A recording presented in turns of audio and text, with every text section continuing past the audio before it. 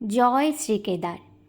হিমালয়ের কোলে অবস্থিত এই প্রাচীন মন্দিরকে স্বয়ং দেবাদিদেব মহাদেবের বাসস্থান বলে মনে করা হয়। বহু মানুষের কাছে কেদারনাথ শুধু একটি তীর্থস্থান নয়, একটা স্বপ্ন, একটা আবেগ। বছরের পর বছর মানুষ অপেক্ষা করে থাকে এই যাত্রার জন্য। নমস্কার বন্ধুরা, আমি কুহেলি। আজ আমি আপনাদের সঙ্গে নিয়ে চলেছি কেদারনাথ যাত্রায়। আমার সাথে আপনারাও পায়ে হেঁটে চলুন মহাদেবের এই কঠিন কিন্তু অসাধারণ পথের দিকে। সকাল প্রায় 7টা নাগাদ আমাদের জার্নি শুরু হলো সোনপ্রয়াগ থেকে। এরপর আমরা শেয়ার গাড়ি ধরে পৌঁছে গেলাম গৌরীকুণ্ডে। বহু মানুষ তখন গৌরীকুণ্ডের উষ্ণ জলে স্নান সেরে কেদারনাথ যাওয়ার প্রস্তুতি নিচ্ছে। গরম জলের এই কুণ্ডটির ঠিক পাশ দিয়েই বয়ে চলেছে মন্দাকিনী নদী। একদিকে ঠান্ডা পাহাড়ি আবহাওয়া আর অন্যদিকে কুণ্ডের গরম জল। সত্যিই খুব সুন্দর ছিল। চারপাশে তখন প্রচুর ভিড়, সবাই কেদারনাথ যাওয়ার প্রস্তুতিতেই ব্যস্ত।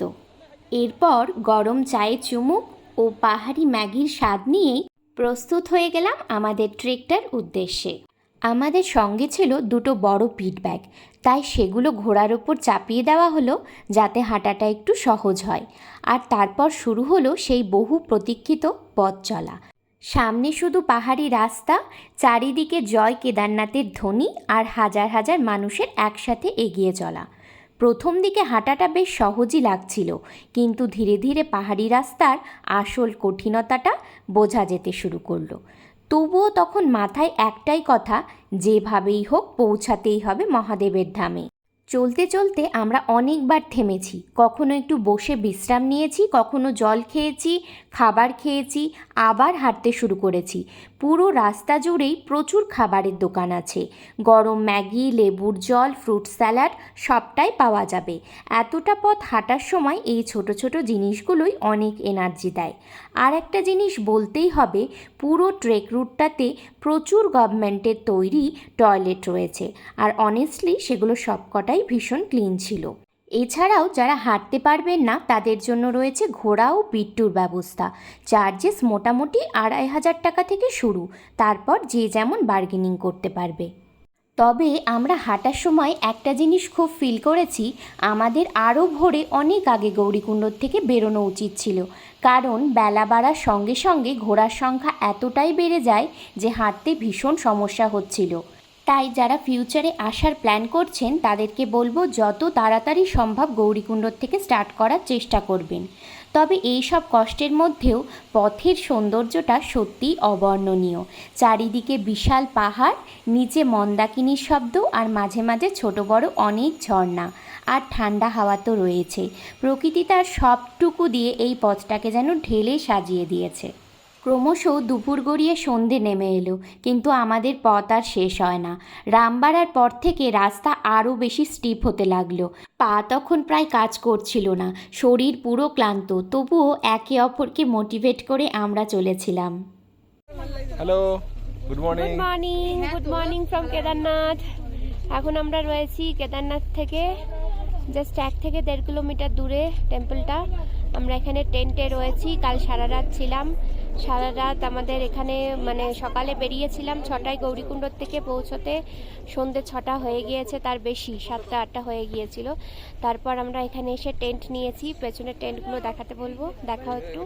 এখানে সব টেন্ট রয়েছে চারিপাশে, আর চারিপাশে তো অপূর্ব সুন্দর দৃশ্য। সাদা চাদর বিছানো পাহাড়, পেছন দিকে দেখাবো, জাস্ট 1 সেকেন্ড। অপূর্ব দৃশ্য। কাল রাতেও এখানে স্নোফল হয়েছে, যে কারণে এই স্নোগুলো পড়ে রয়েছে আশেপাশে আমাদের টেন্টের পাশেই। অবশেষে গত রাতে প্রায় রাত 8:30 নাগাদ আমরা পৌঁছাই ঘোড়া স্ট্যান্ডের কাছে, কিন্তু সেখান থেকেও মন্দির তখনও প্রায় 1.5-2 কিলোমিটার দূরে। আর তখন আমাদের শরীরের অবস্থা এমন ছিল যে আর এক পা হাঁটার মতো আমাদের শক্তি বাকি ছিল না। সেই সময় একজন এসে আমাদের টেন্টের কথা বললেন, আর আমরা বেশি কিছু না ভেবেই ওনার টেন্টটি নিয়ে নিই। আশেপাশে আরও অনেক টেন্ট রয়েছে, আপনারা অবশ্যই চেষ্টা করবেন একটু দেখে শুনে সুবিধে বুঝে নিতে। কিন্তু তখন রাত অনেক হয়ে গিয়েছিল আর আমাদের শরীরের কন্ডিশন এতটাই খারাপ হয়ে গিয়েছিল যে বেছে দেখে শুনে নেওয়ার মতো অবস্থায় ছিলাম না। টেন্টের ভাড়া ছিল 1000 টাকা, আগের দিন থেকে পরের দিন সকাল 12টা পর্যন্ত। আমরা 4 জন ছিলাম, ভেতরে ডাবল করে প্রত্যেককেই মোটা কম্বল দেওয়া হয়েছিল এবং রাতে ছিল হিটারও। তবে অক্টোবর মাসের ঠান্ডা ছিল বীভৎস। মোটামুটি এখানে সব টেন্টই একই রকম, আমাদের টেন্টটিও খারাপ ছিল না, তবে পরে মনে হয়েছিল মন্দিরের একটু কাছে নিলে ভালো হতো। টেম্পারেচার -6। তবে হ্যাঁ, একটা খুব ভালো, গতকালও আমরা রোদ পেয়েছি, আজকেও রোদ উঠেছে। এর দুদিন আগে শুনছিলাম যে বৃষ্টি হয়েছে, কিন্তু এখন ওয়েদার সানি। আমরা এখন বাজছে 8:30, আমরা মন্দিরের উদ্দেশ্যে যাচ্ছি। এখান থেকে 1 কিলোমিটার থেকে 1.5 কিলোমিটারের মধ্যে মন্দির রয়েছে। আমরা হেঁটে যাব, পুজো দেব, তারপর ফিরে এসে আবার আমরা নেমে যাব। চলো এসো, চলো যাওয়া যাক মন্দির।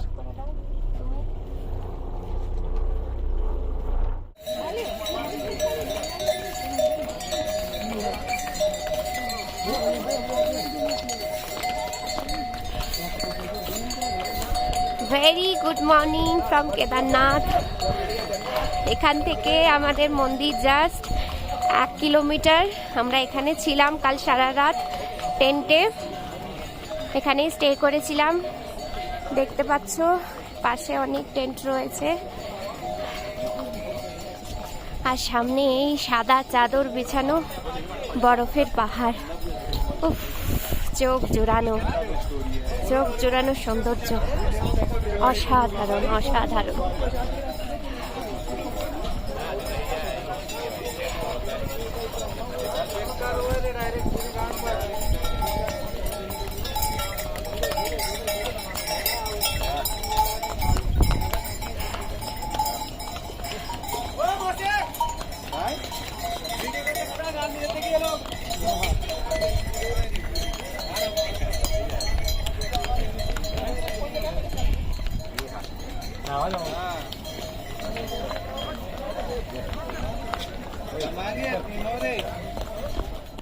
আশেপাশে কিন্তু খাবারের দোকানের কোনো অভাব নেই। পুরো জায়গাটা জুড়েই ছোট বড় অনেক দোকান রয়েছে, আর মোটামুটি সব ধরনের খাবারই পাওয়া যায়। চা, কফি, ম্যাগি, বিস্কিট থেকে শুরু করে ভাত, ডাল, সবজি, রুটি, পরোটা সব কিছুই অ্যাভেলেবেল। বিশেষ করে রাতে অনেক দোকানেই গরম গরম রুটি আর তরকারি পাওয়া যাচ্ছিল। আবার সকালবেলা ব্রেকফাস্টে গরম গরম পুরি সবজিও মিলছে। এত উঁচু পাহাড়ে এত ঠান্ডার মধ্যে গরম খাবার পাওয়াটাই তখন অনেক বড় ব্যাপার মনে হচ্ছিল। তবে একটা জিনিস বলতেই হবে, ওপরে খাবার আর জলের দাম সত্যিই অনেক বেশি।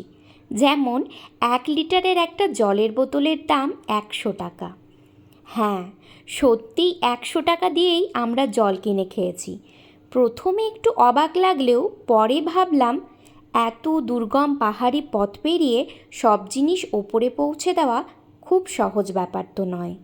ওদেরও একটা ক্যারিং কস্ট আছে। নিচ থেকে সব কিছু ঘোড়া এবং মানুষের মাধ্যমেই তো উপরে আনতে হয়, তাই দামটা একটু বেশি মনে হলেও এই পরিস্থিতিতে এটাই স্বাভাবিক।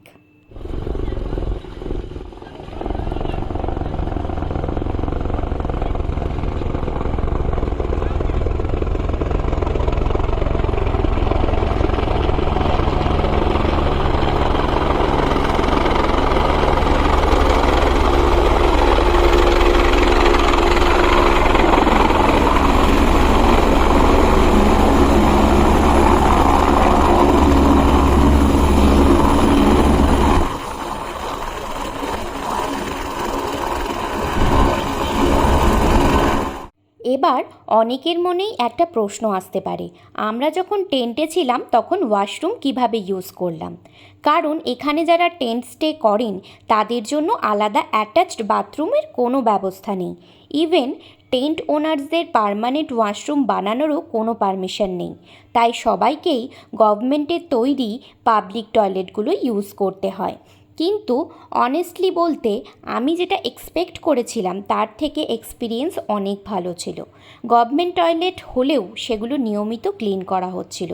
একজন বেরোনোর পরেই স্টাফ এসে সঙ্গে সঙ্গে পরিষ্কার করে দিচ্ছিল।